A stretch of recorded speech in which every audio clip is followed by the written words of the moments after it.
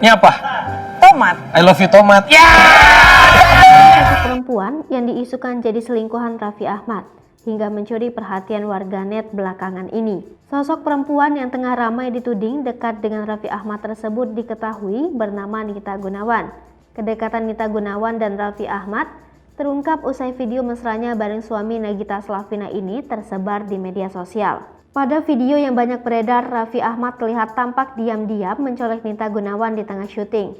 Video tersebut lantas bikin heboh dan isu miring itu pun berhembus.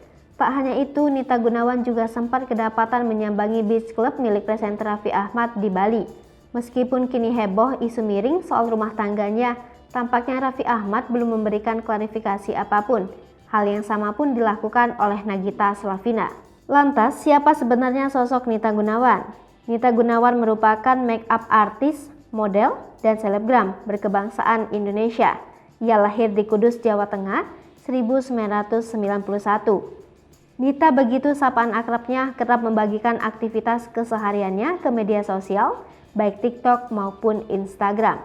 Ia dikenal sebagai selebgram yang wajahnya mirip dengan penyanyi yang saat ini sudah internasional, yaitu Agnes Monica.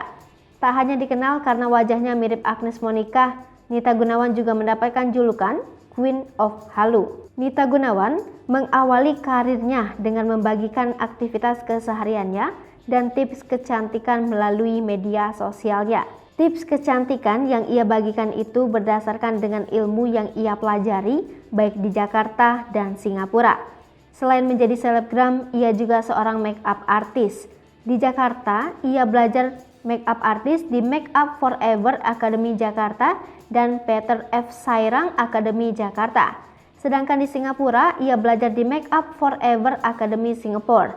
Setelah itu, ia mulai merambah ke dunia model dengan menjadi bintang iklan produk kosmetik dan fashion.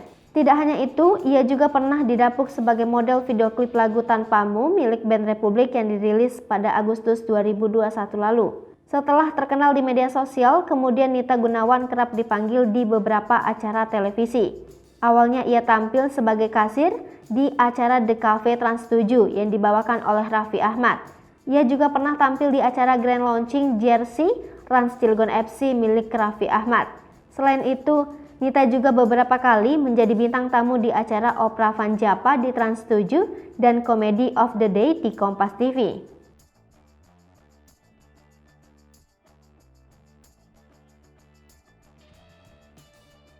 Ini apa?